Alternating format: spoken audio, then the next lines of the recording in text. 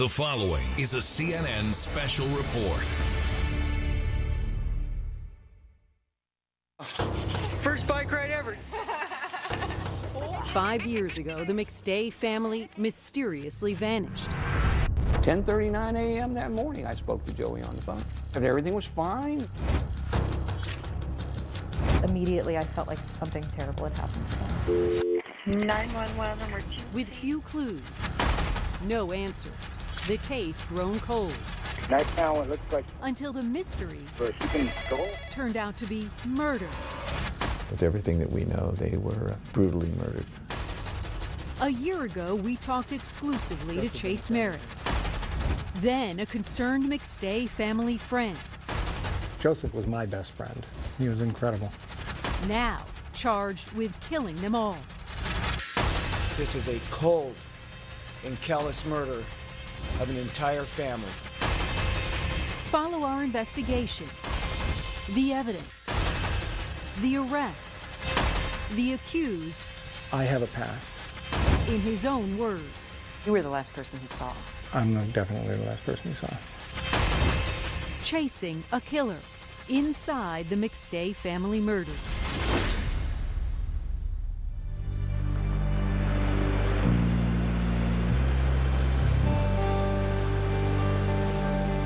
Sunny Southern California, the beaches, the surf, the stunning Pacific sunsets.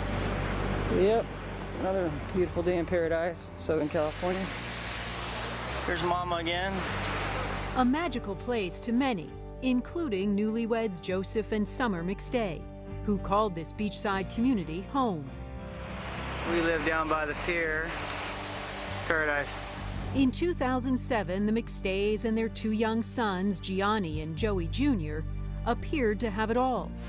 Fun! I'm having so much fun. Love, family, and a promising new business. That's all Joey wanted to ever be, was an entrepreneur and work for himself.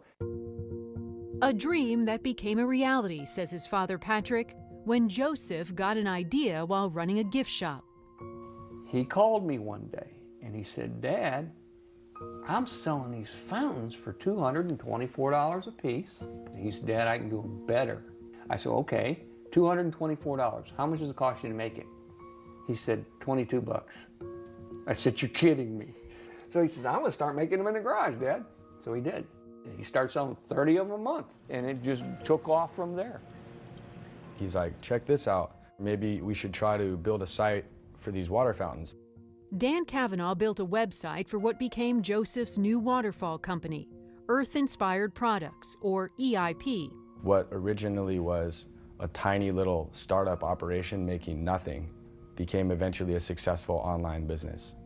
So successful, online orders began pouring in. I was his custom sales rep. Gina Watson worked for a waterfall manufacturer in Florida. Anytime that he needed a real fancy custom job done or, quote request for one, we would work together on it. And so I got to know him throughout the years. Tell me what you thought of him. What was he like? Personally, very nice guy, very generous, really not easy to anger, and professionally very, very good with customers, knew his stuff.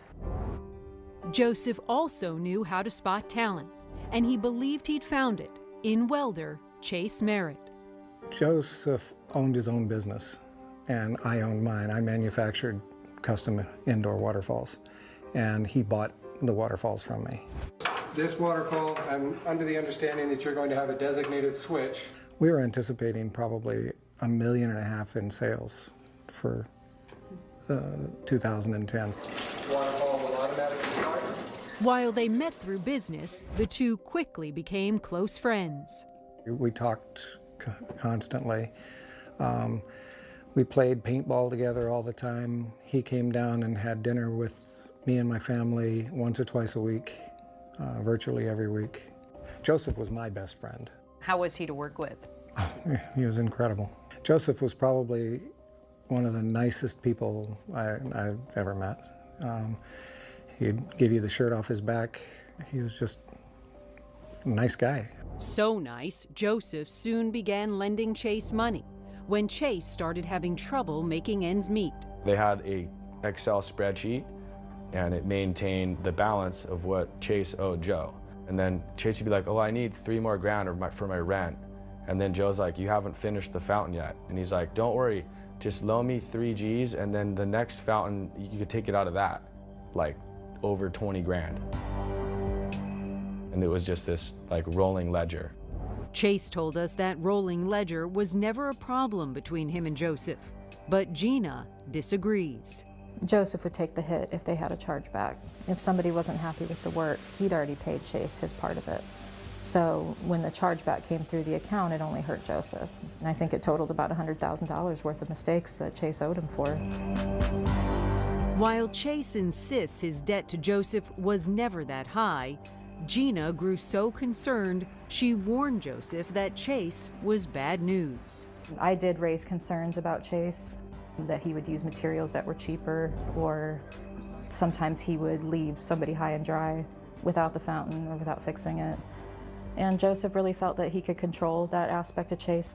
He didn't seem to have any concerns at the time. No, he really kind of blew me off. Joseph's wife, Summer, was no fan of Chase's either. I know that he wasn't fond of her. I know she wasn't fond of him. Joseph loved her to death. You know, he thought she walked on water. Honestly, I thought she was egotistical. I thought she thought her didn't stink, and Joseph could do better. But Joseph and Summer were committed to building a life together with their 2 boys, and that meant moving out of their cramped apartment. They had been looking for houses for several years. Thanksgiving weekend 2009, the McStays finally purchased a new home outside San Diego in Fallbrook, California. Chase Merritt helped them move in. This is the house?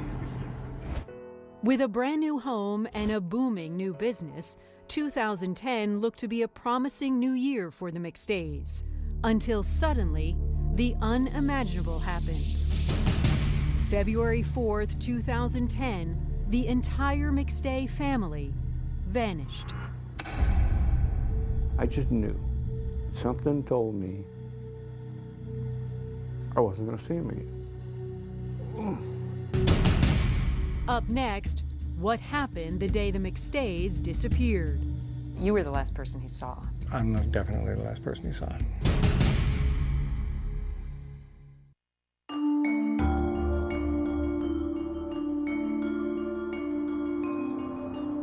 February 4th, 2010. When the sun rose on the McStays' dream home, no one knew the nightmare that lay ahead. Oh, you gotta see these little monkeys.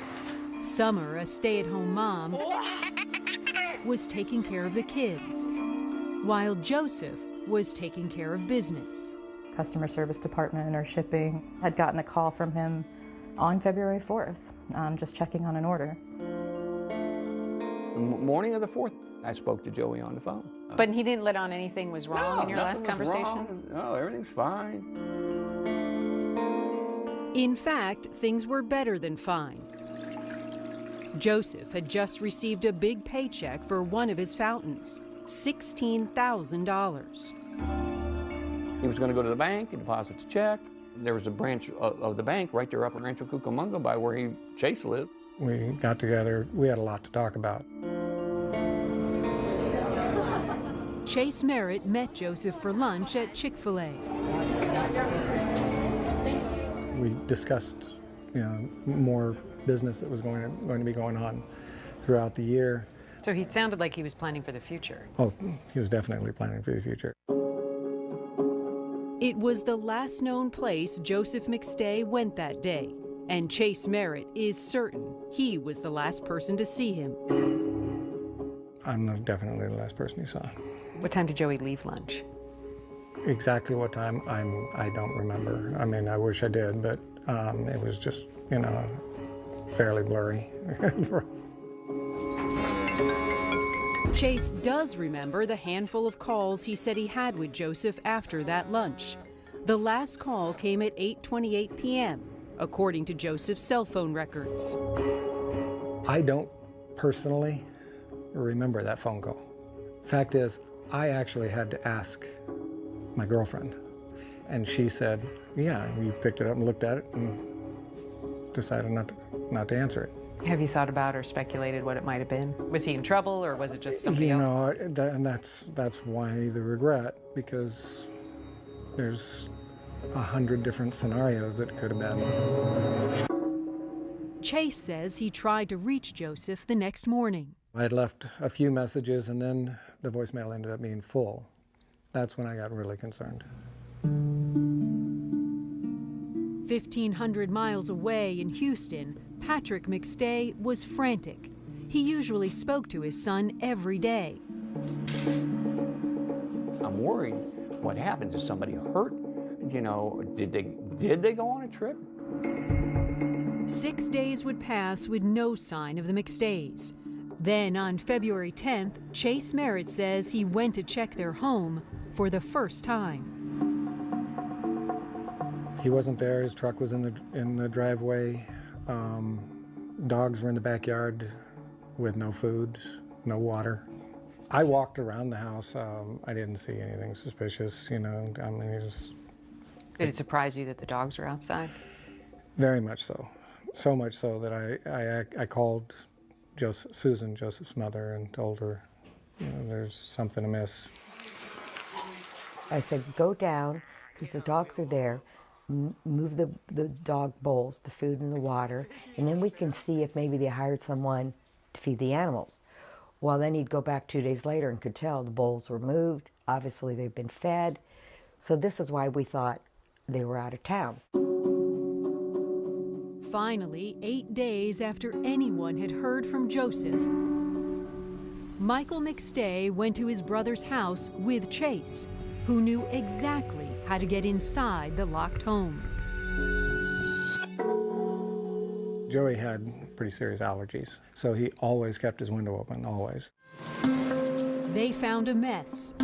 Rotten food on the counter, popcorn on the futon, clothes tossed all over the place. I don't remember a great deal of it because, you know, I was in the house for maybe 3 minutes, I think. You know, I mean, not very long. I told Michael at the time, you should probably call the sheriff department. His response was simply, you know what, let's wait until the end of the weekend. San Diego's sheriff, they have a rule anyway. After 10 days, it's automatically they send out homicide. Could you have reported them missing and gotten some police action before those 10 days? I don't know. Maybe. It would take until Monday, February 15th, 11 days after the family went missing, for Michael to call the sheriff's department. Investigators came to the house, immediately alerted homicide, but chose not to seal off the scene. They don't put any tape on it, crime scene tape, any notices on the door, nothing. They just lock the house back up, and they leave to get warrants. You've got a family that's missing for a week, and they're still not going to call it a crime scene. It was mistakenly not a crime scene, so... Investigative journalist Steph Watts says he's never seen a case like this one. It took San Diego investigators 3 days to get the warrants. 3 days where anyone could come and go. The detective just told me that this is not a crime scene and I can do whatever I want. Certain items that might have been really key to the big mystery of why they left that house are gone. Touched, moved, cleaned up. It's ridiculous. Clues and evidence disappeared from the house, just like the family of 4 who once called it home.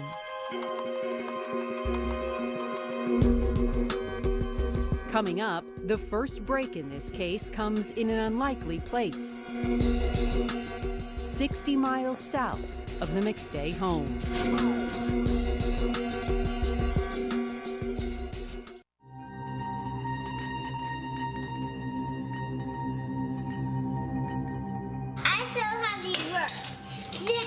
You're a master cappuccino maker. Oh, come here, Mommy.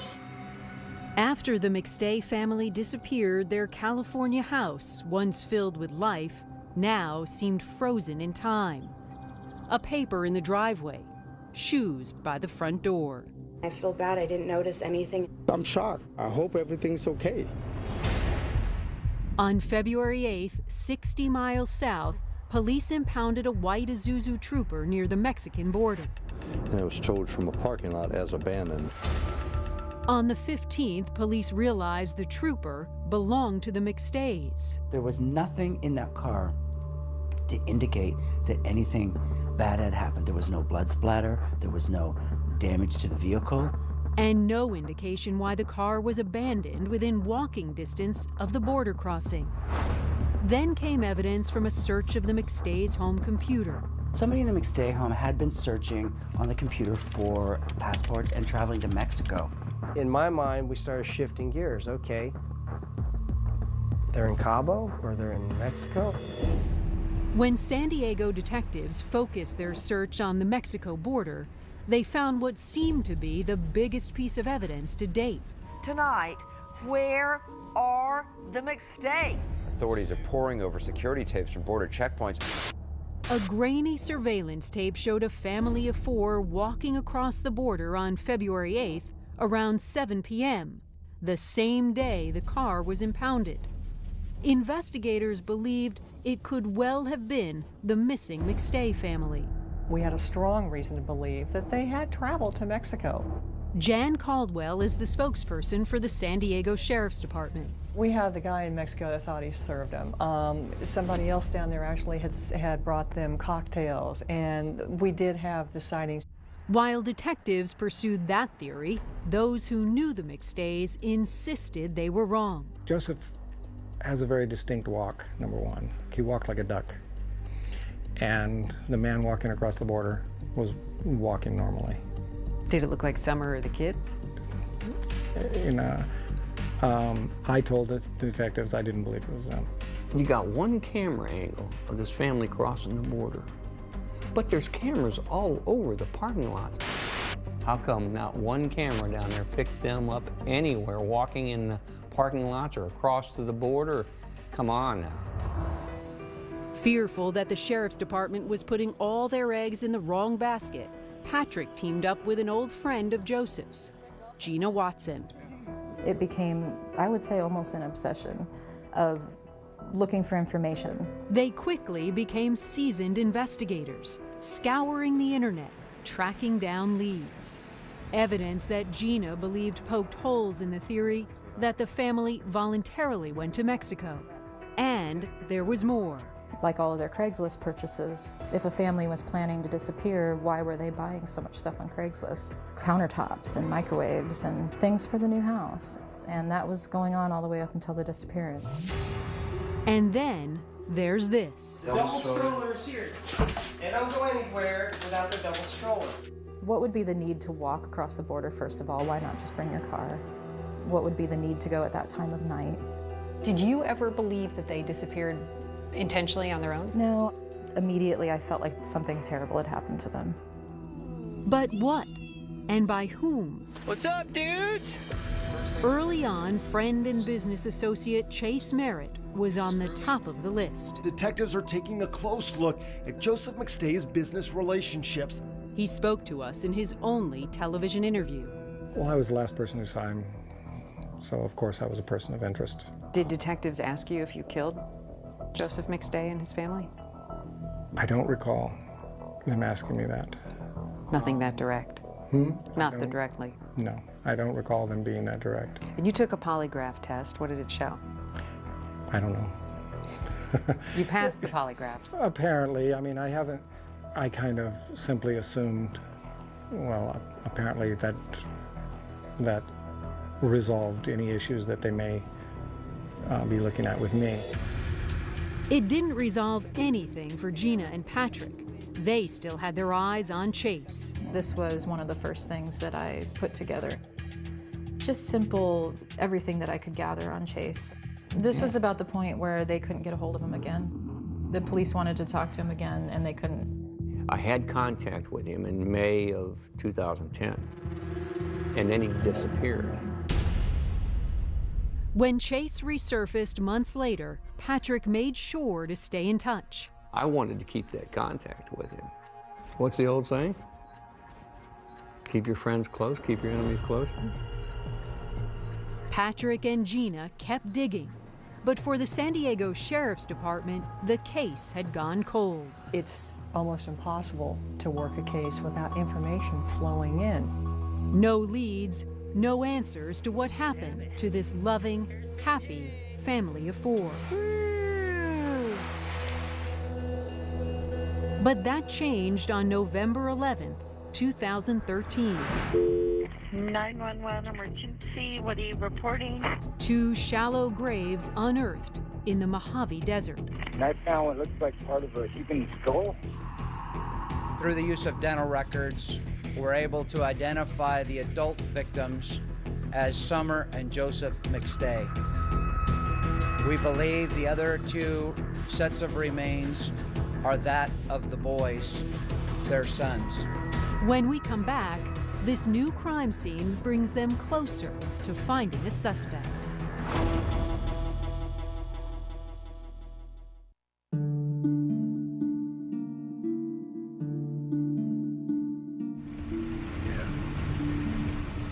For 4 years, Patrick McStay knew only that his family had vanished. This is where they were finally found. I have to see it and experience it.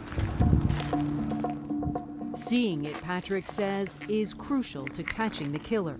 You know, it's awfully hard to imagine somebody just out of nowhere pulling off the road and coming here and finding this. And Finding this place. this, yeah. You think it was somebody who knew the area? I think they had to.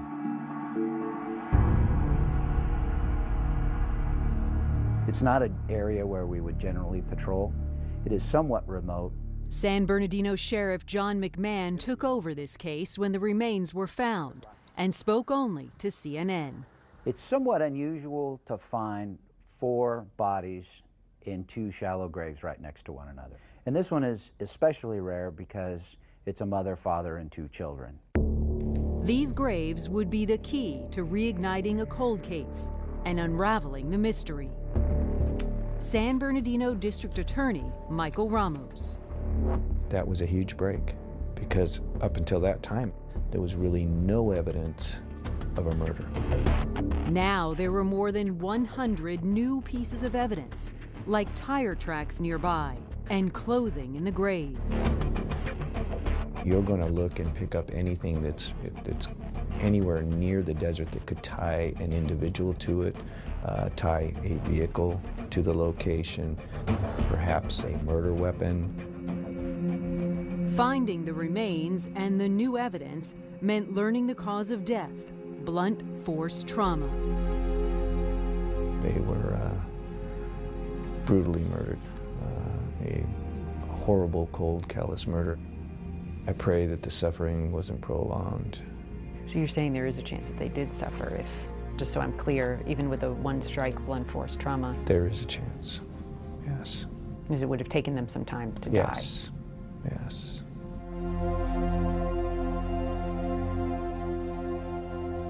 From the start, San Bernardino detectives say they had their eyes on Chase Merritt. The same Chase Merritt who began working with Joseph McStay years before. Hi, welcome to your how-to video of installing your new water feature. Back then, Chase Merritt was widely known as a friendly and talented welder, whose laid-back cowboy demeanor earned the trust of many, including his new business associate, Joseph McStay. I remember my first conversation with Joey about Chase Merritt, and he said, "Dad, you got to meet Chase." He said, "You'll like him." Many people did. When you first met him, though, what were your first impressions of him? Extremely friendly, very outgoing. This is where Chase and I dug his... Jerry Smith, a recreational gold prospector, met Chase Merritt in August 2014. He's asked us not to use his real name for his protection. Jerry met Chase through his new career, gold mining. My wife and I purchased a machine called the dry washer, and there was a broken part. So I contacted the manufacturer, and the manufacturer got me in touch with Chase. After Chase fixed his gear, Jerry and his wife went gold prospecting with Chase a handful of times in the high desert. He said, I know those areas like the back of my hand.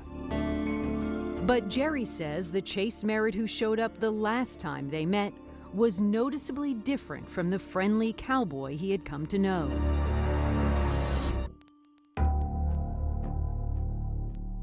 While we were standing there, Chase says to me, you probably know who I am.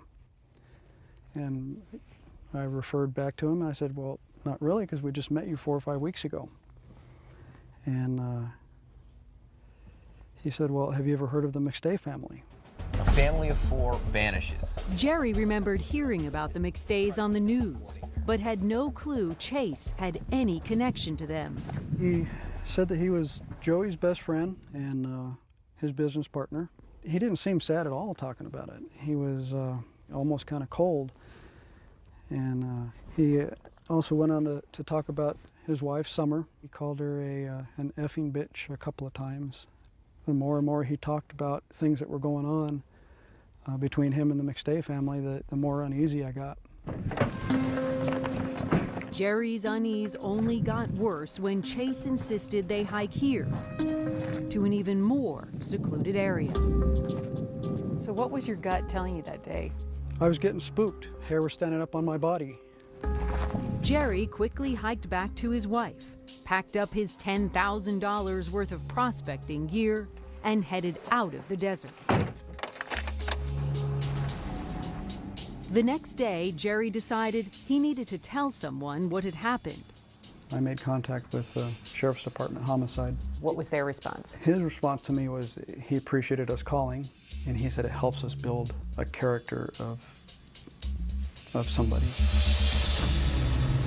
Little did Jerry know, authorities already believed that Chase Merritt murdered the McStays.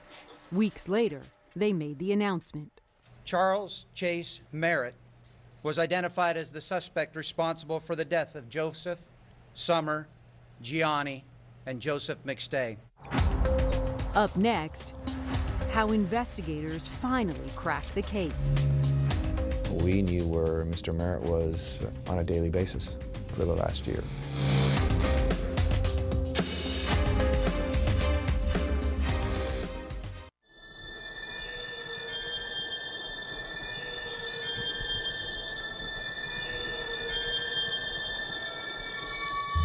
Less than a year ago, I made a promise to the family that our department would do everything in our power to solve this case.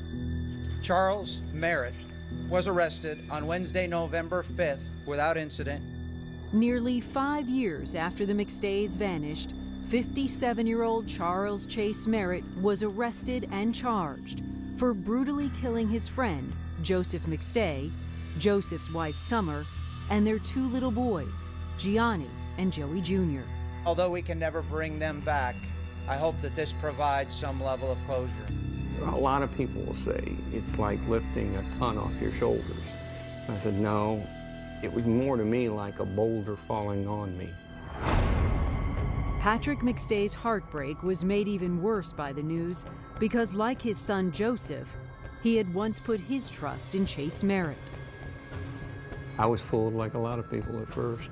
And when I first talked to Chase on the phone, and the first words out of Chase's mouth were, Joey talks about you, he talks about his dad all the time. But as the months passed with no sign of Joseph or his family, he grew suspicious. When Patrick and Gina Watson began investigating, they learned that Chase has a criminal record, stretching back nearly 40 years. Mr. Merritt has some prior felony convictions. He spent some time in state prison. But while Chase's record shows no sign of violence, District Attorney Michael Ramos says his past is very telling. It's not uncommon for somebody to take that step from a non-serious, non-violent felony to one of the worst crimes that we know of, murder. Patrick and Gina also uncovered a disturbing inconsistency about that last lunch with Joseph, the day he disappeared. This is what Chase told us in his only television interview back in January of or anything he was worried about, or No, and he seemed happy. But Chase told Patrick something entirely different when the two spoke months earlier. Gina kept notes about their conversation. This is what he says the lunch was about. That they had fought on February 4th at lunch, but they worked it out. Joseph was mad that the fountain was damaged and they'd gotten a large chargeback. And Joseph wanted it fixed or else Chase would owe him some of the money back. And Chase had already spent the money. In fact, Joseph had told his father that he'd grown increasingly unhappy with Chase's work. The last year, Joey had talked about the quality of some of the fountains had slipped. And Joey wasn't happy with that. He was blaming upset. Chase at yeah, that point. Absolutely, because he was getting complaints. So many complaints, Joseph was questioning if Chase should be a part of his business at all. Joey had discussed with me about getting another welder. Cutting Chase out. Well, not virtually cutting him out, giving him some competition.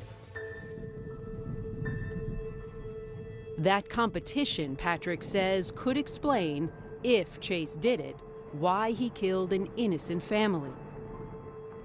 I guess the bottom line to me is money. I can't tell you what the motive is at this point in time. Could it have been money? I'll only say, as we know, they were business associates. But Ramos will say his team of investigators were suspicious of Chase since the McStay's remains were first discovered. We knew where Mr. Merritt was on a daily basis for the last year. Watching him closely. Watching him closely. And the more they watched, the more red flags came up. We know there have been many inconsistencies, not only with the interviews with the Sheriff's Department in our criminal investigation, but with whoever he talked to. His story is all over the place. Including his story about that last phone call from Joseph's phone, the one Chase told us he didn't answer. I don't personally remember that phone call. But that's not what Chase told Patrick. Patrick asked him what the last phone conversation was about, meaning 8:28 p.m., that last phone call. He said it was a quick summing up of their conversation at lunch about a copper fountain that needed fixing. So he told you he answered that call and they talked. Yeah. This is where one of the inconsistencies is. And there were plenty of other inconsistencies. Would you ever expected that this is how it would end? In the desert like that? In the desert, I had no clue. Mr. Merritt was very familiar with the high desert in my county. I actually asked Chase about that during our phone conversation. And how odd for him, he said, you know, to have to find all those years later that they were found 7 minutes from his sister's home. So, definitely a red flag. And then there's the McStay house in Fallbrook. Investigators believe these murders occurred at their residence in Fallbrook. Murders that experts believe would have left extensive blood spatter. There's no clues here, is there? No. Chase Merritt told us that he had been to the house several times before it was sealed off. What does that tell you? Anything? Well, number one, as we're sitting here, he had access. Number two, if he was there after they were missing, he had plenty of opportunity to, hypothetically speaking, clean up. So he had plenty of opportunity.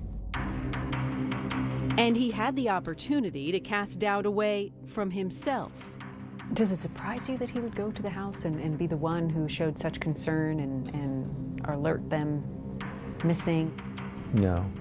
You've always heard about the individuals that go back to the scene of the crime. It's not something that's uncommon. It's also a form of defense in the future. But while authorities are confident they found their killer, for Patrick McStay, one nagging question remains unanswered. I mean, how he supposedly loved my son. The question is, why did you do this to him? Why to two little boys? I mean, he could have been known as Uncle Chase. When we come back, the prosecution's case against Chase Merritt. If this does go to trial, will you go? Oh, absolutely. I want to look Merritt in the face.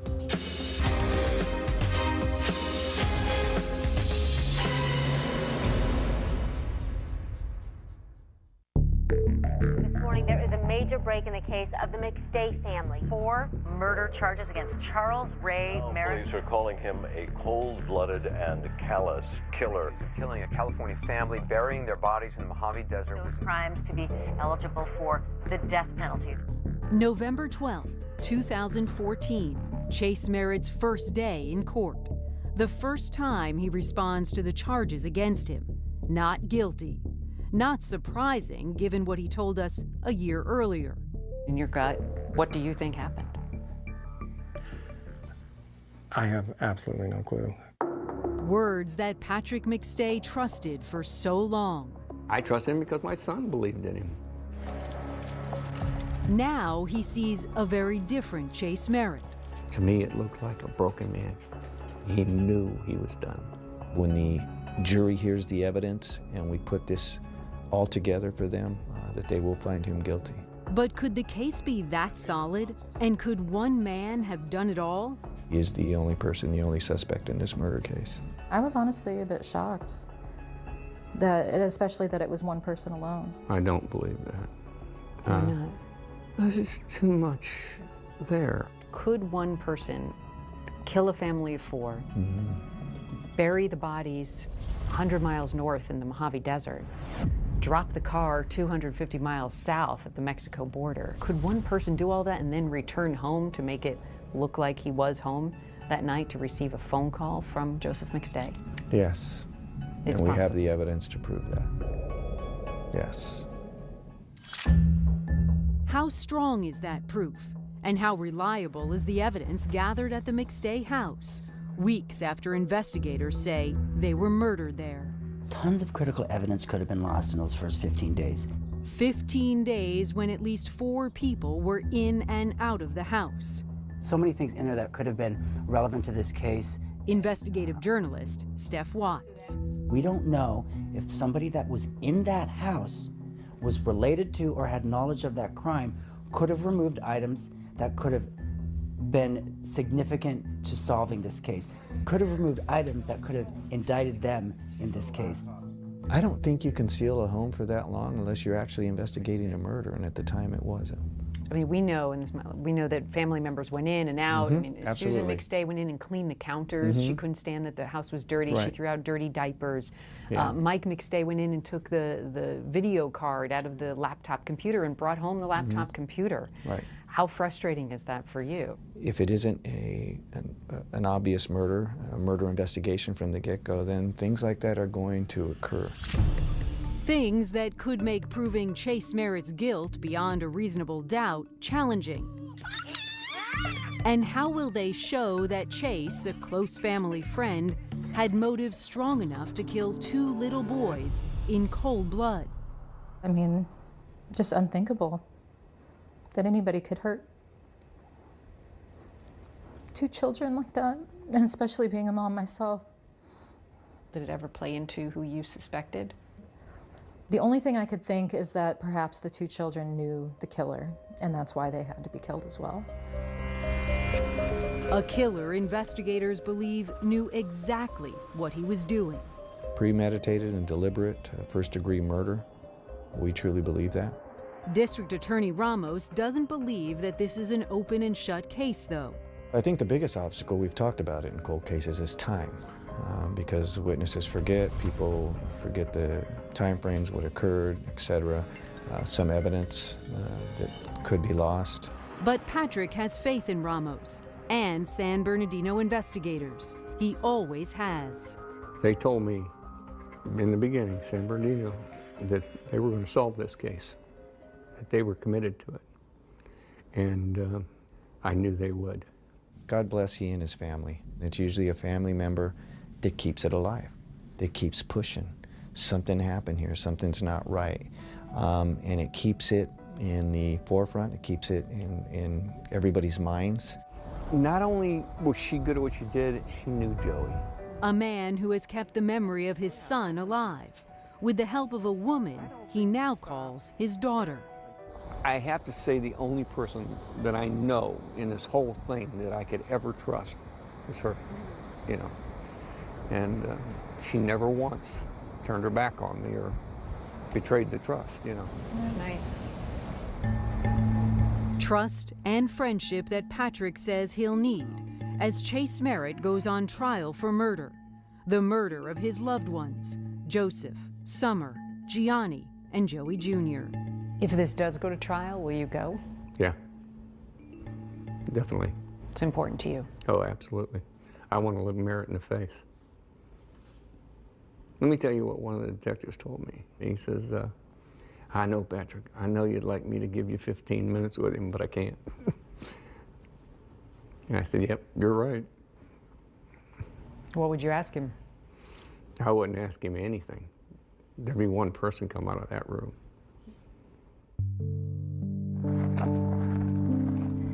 A father consumed by anger and sadness, yet driven 5 years later by love and devotion.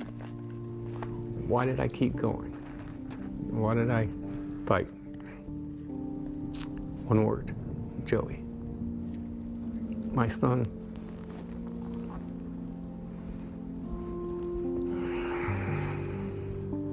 I love him. And he loved me. And I know he was saying, you're doing it the right thing, Dad. I know you'll do it, Dad.